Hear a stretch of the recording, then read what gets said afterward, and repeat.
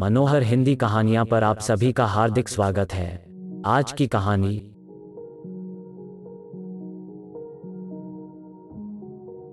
Alarm बंद करके मैं रजाई में दुबकी रही। 6:15 ही था, आधा घंटा और सही। वैसे भी टहलने तो जाना नहीं था। पाक याद आते ही मन खिन्न हो गया। कल तक तो केवल यही वजह ही रह गई थी खुश रहने की, अब वो भी खत्म हो चुकी थी। सामने वाले घरों की सफेद पीली बत्तियां जल चुकी थीं। एक एक करके सब ताला लगाकर पार्क की ओर निकलने भी लगे होंगे।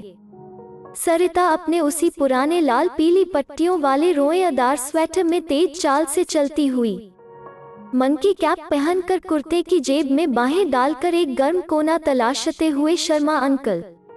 सुबह सुबह काला चश्मा लगाकर टहलने वाला उस अमीर बिल्डर का नाटा सा लड़का और कोई नहीं। मैंने सिर झटका। मैं उनके बारे में सोचना भी नहीं चाहती थी, बिल्कुल भी नहीं। मैंने रजाई सिर तक खींच ली।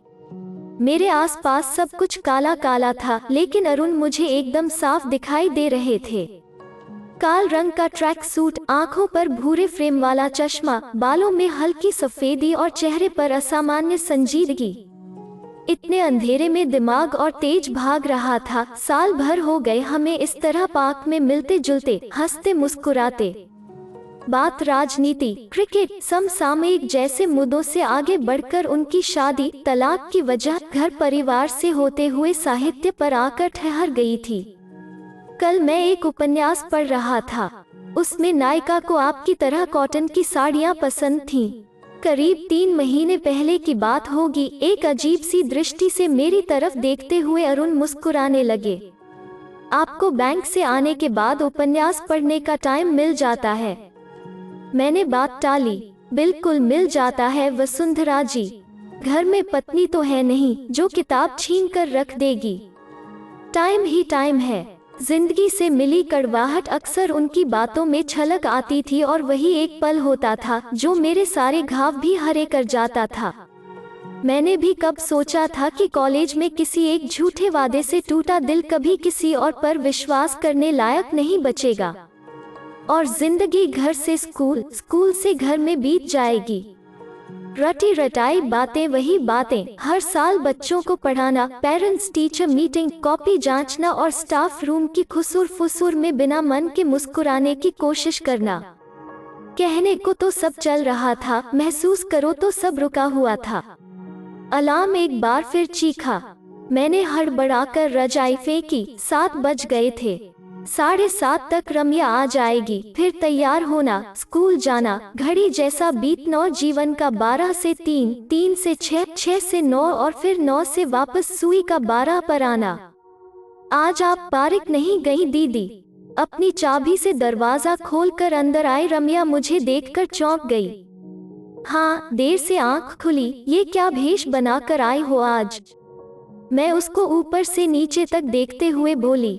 एकदम चमकता हुआ गाढ़े हरे रंग का कुर्ता, लाल सलवार और लाल चुन्नी, पान से रंगे दांत और चवन्नी जितनी बड़ी बिंदी। गोपाल के पप्पा लेके आए ये सूट। गुनगुनाते हुए वो खाना बनाने में लग गई। मैं भना कर रह गई। अभी पिछले हफ्ते इसने अनगिनत गालियों को कभी संज्ञा, कभी विशेषण की तरह प्रयोग किया था, इसी गोपाल के पप्पा यानी अपने पति के लिए, और आज चली आई उसके नाम की माला जपते। खिड़की से झांक कर देखा, लोग पार्क से लौट रहे थे। मन फिर डूबने लगा। रह रहकर कल वाली बात याद आ रही थी। सब कुछ ठीक तो चल रहा था। अचानक अरुण का वो संदेश आना। नहीं, वो बात कहीं से भी सही नहीं थी। वसुंधरा, ऐसा नहीं लग रहा है कि हमें जहाँ जाना है हम वहीं से भाग रहे हैं। मैंने पहले भी तुमसे इस बारे में बात करने की कोशिश की, तुम टाल गई। ग्रो अप, ऐसे कब तक चलेगा? तुम्हें नहीं लगता अब इस दोस्ती वाले भ्रम से हमें बाहर आना चाहिए? मैंने मोबाइल फोन उठाकर ये संदेश फिर से पढ़ा। कल से अनगिनत बार ये संदेश पढ़ चुकी हूँ। ना जवाब दिया, ना अरुण का फोन उठाया। आखिरी डर था सुबह की सैर में आमना सामना होने का, उससे भी बच गई। मोबाइल फोन वाइब्रेट हो रहा था। हेलो, हाँ पापा, गुड मॉर्निंग। नहीं, आज टहलने नहीं गई, बस निकलूंगी अभी स्कूल के लिए। कल से छुट्टियां लग रही हैं ना, आ जाओ इधर ही, नया साल साथ मना लेंगे। रिंकी पिंकी भी बहुत याद कर रही थी तुमको, देख लेना बिट्टो। ठीक है, स्कूल से आकर फोन मिलाना। ऑटो में बैठते ही मोबाइल का नेटवर्क बंद कर दिया। हर थोड़ी देर में पीन पीन करता एक संदेश, आपका दिन शुभ हो, नए साल की बधाई एडवांस में, जैसे चलता हो संदेश। और गजक की एक फोटो के साथ, सर्दियों में गजक मेरी ओर से, जैसे वाहियात संदेश। कितना समय है लोगों के पास बर्बाद करने के लिए, फालतू बातों पर हंसने के लिए। अगर चाहो कि 2 घड़ी किसी के कंधे पर सिर रखकर सुस्ता लो तो कोई नहीं। पापा घर बुला रहे हैं, चली जाऊं क्या? 10 दिनों की छुट्टियां हैं तो भैया से, बच्चों से, सबसे मिलना हो जाएगा और भाभी। मन कसला हो गया। 2 दिनों तक सब ठीक चलता है, फिर तीसरे दिन घुमा फिरा कर वही एक बात, तुम शादी कर लेती तो हम लोग भी फ्री हो जाते। अरे कौन सी अपनी जिम्मेदारी सौंप रखी है मैंने किसी के कंधे पर।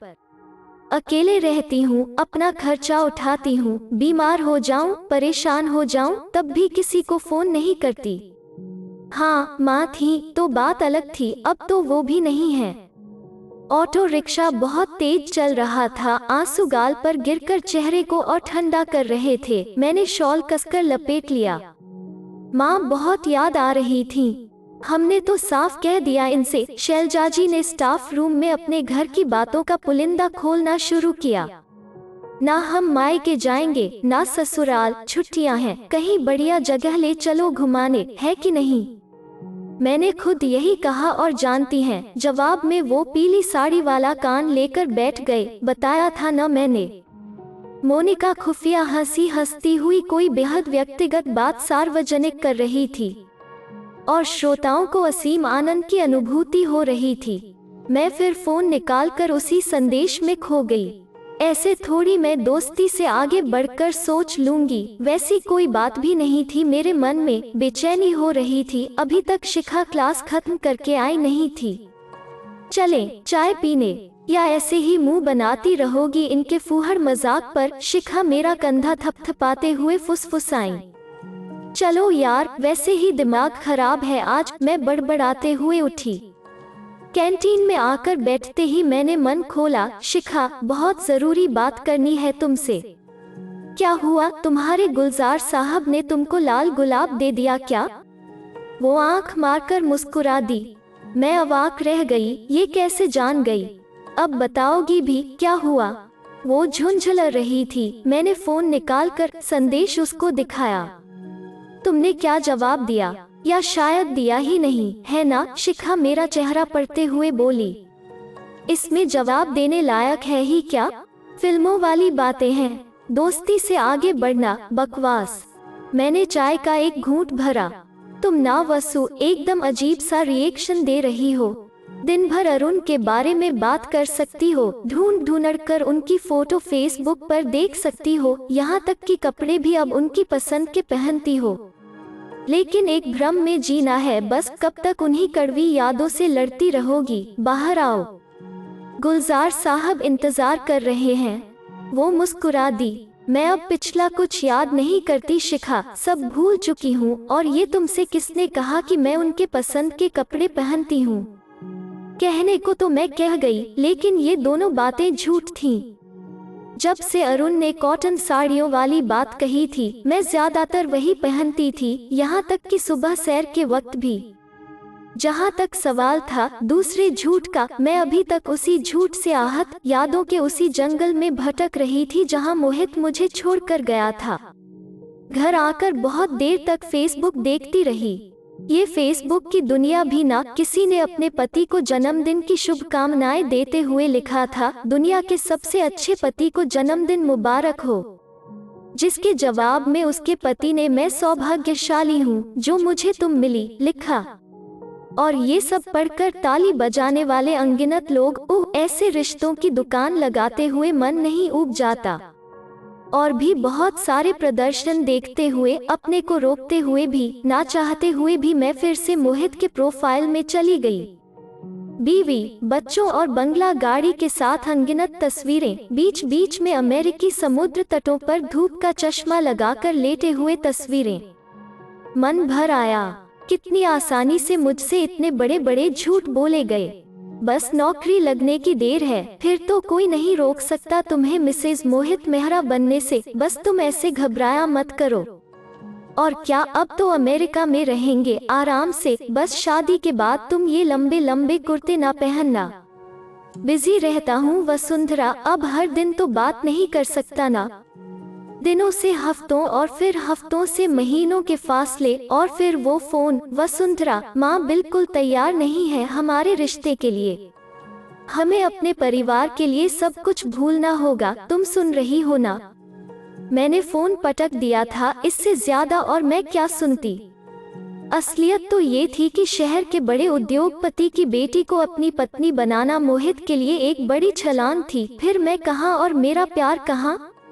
अंधेरा किए काहे बैठी हैं दीदी?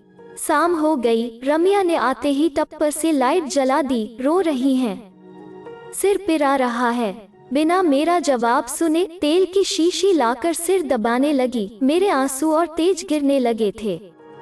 कितना अपनापन लग रहा था इस स्पर्श में। मैंने उसकी गोदी में सिर टिका दिया। दीदी, 507 वाली बंगालन हमसे पूछ रही थी, तुम्हारी टीचर दीदी ने शादी क्यों नहीं की?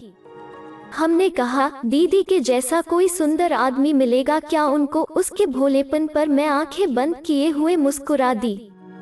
ये सब बातें केवल मुझे खुश करने के लिए वो बोल रही थी। सिर हल्का लग रहा था। मैंने उससे चाय बनाने को कहकर फोन उठाया।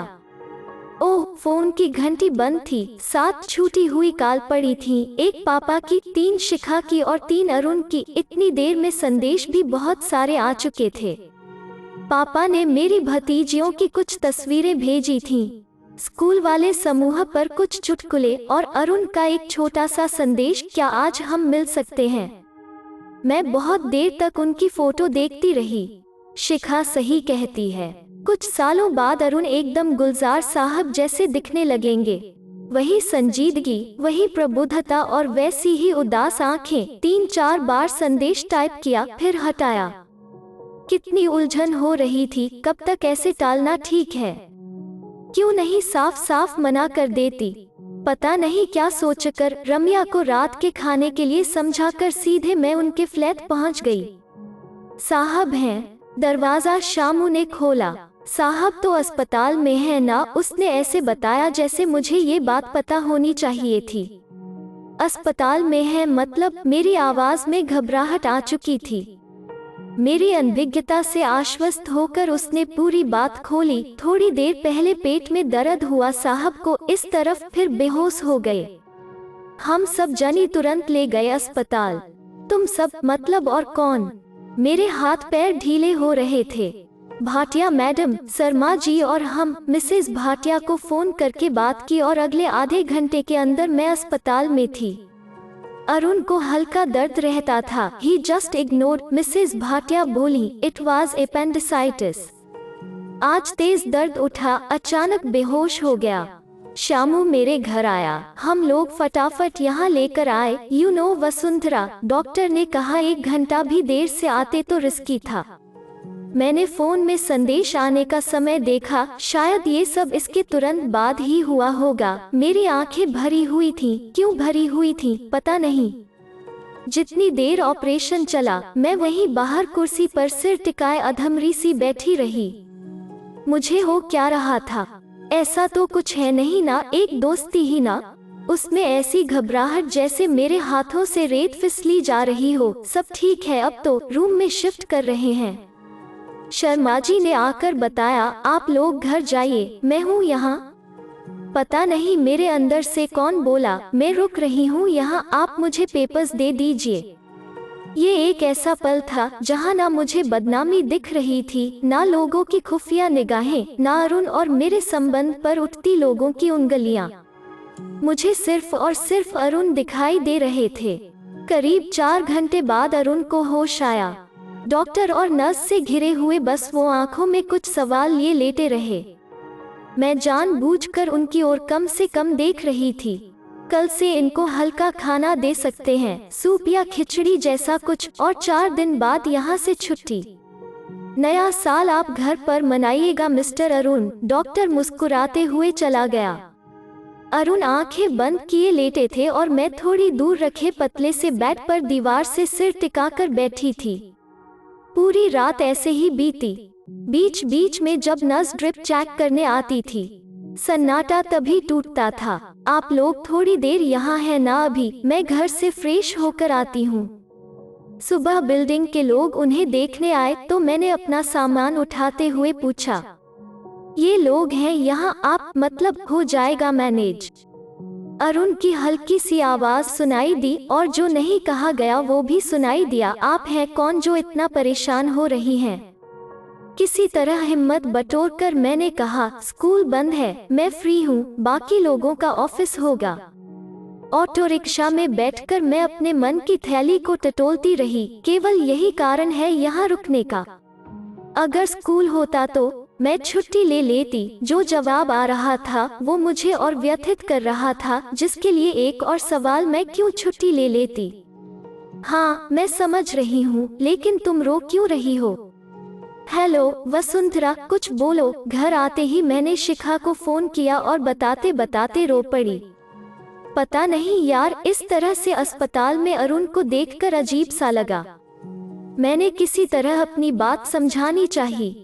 ऐसा लगा जैसे कुछ है जो मुझसे छूटने वाला है, कोई जाने वाला है। तो मत जाने दो वसु, कब तक भागोई इस तरह? अंकल भी तो तुम्हें सेटल्ड देखना चाहते हैं। 40 की होने जा रही हो, अरुण भी तुमसे 2-4 साल बड़े ही होंगे। सुन रही हो ना? वही तो, मैंने उसकी बात काटी। ये कोई उम्र है क्या साथी ढूंढने की? वसुंधरा, इसी उम्र में तो हमें एक कंधा चाहिए होता है सिर टिकाने के लिए, किसी के पास बैठकर बिना कहे सब कुछ कहने और सुनने के लिए। अब तो तुम भी मान रही हो ना कि ये दोस्ती से ज्यादा कुछ है, बोलो। मेरे पास जवाब था भी और नहीं भी। अस्पताल में जितनी देर अरुण के साथ रहती सब कुछ पूर्ण लगता था। थोड़ी देर के लिए भी घर आती तो जैसे अपना एक हिस्सा वहीं छोड़ आती थी। 4 दिन कैसे बीत गए पता नहीं। कल छुट्टी मिल जाएगी आपको इस कैद खाने से, मैंने अरुण के आगे सूप रखते हुए कहा। हाँ, और तुमको भी इस नाटक से, है ना? एकदम से आपसे तुम पर आना, और वो भी इस सवाल के साथ। मैं चुपचाप सामान समेटती रही। मैं तुमसे बात कर रहा हूँ वसुंधरा, इतने दिन मेरे लिए बर्बाद करने की क्या जरूरत थी? क्या नाटक नहीं है ये सब? अरुण सूप को एक तरफ कर चुके थे। चलिए नाटक ही सही, आप सूप पीजिए। मैंने पास आकर टेबल सीधी की। अरुण ने मेरा हाथ पकड़कर वहीं बैठा लिया। वसुंधरा, मैंने तुमसे कुछ पूछा था। तुम्हारी चुप्पी में मुझे तुम्हारा जवाब मिल गया था, लेकिन अब ये सब, इतने दिनों से ये सब इस तरह से, प्लीज कुछ बोलो। वो अभी भी मेरा हाथ पकड़े हुए थे। आपको सब साफ सुनना है क्या? मैंने अपना हाथ छुड़ाने की कोशिश भी नहीं की थी। ना चाहते हुए भी एक रंग था जो मेरे चेहरे पर फैल रहा था, एक मुस्कुराहट भी जो धीरे धीरे बड़ी होती जा रही थी। अरुण एकदम से मुस्कुराने लगे थे। पता है नाइट शिफ्ट वाली नर्स क्या कह रही थी? कह रही थी तुम्हारा वाइफ बहुत गुस्सा करता है, तुम लड़ ली थी ना उससे जाकर। मैं अपने को रोकते हुए भी खिलखिलाकर हंसने लगी थी। अरुण मुझे एकटक देखते हुए हंस रहे थे। दरवाजे पर हुई खटखट से हमारे हाथ अलग हुए। सफाई वाला लड़का खड़ा था। साहब, नए साल की बख्शीश। वो हाथ में झाड़ू बाल्टी लिए मुस्कुरा रहा था। आज तो 31 दिसंबर है, आने तो दो नया साल, मैं उससे बोली। हमारे लिए तो आ गया है नया साल। अरुण शरारत भरी आंखों से मुझे देख रहे थे। वसु, पर्स से 100 रुपए निकाल कर इसको दे दो। ये वाला न्यू ईयर बहुत हैप्पी है। अगर आपको यह वीडियो पसंद आया तो इसे लाइक कीजिए, शेयर कीजिए और इस चैनल को सब्सक्राइब कीजिए। धन्यवाद।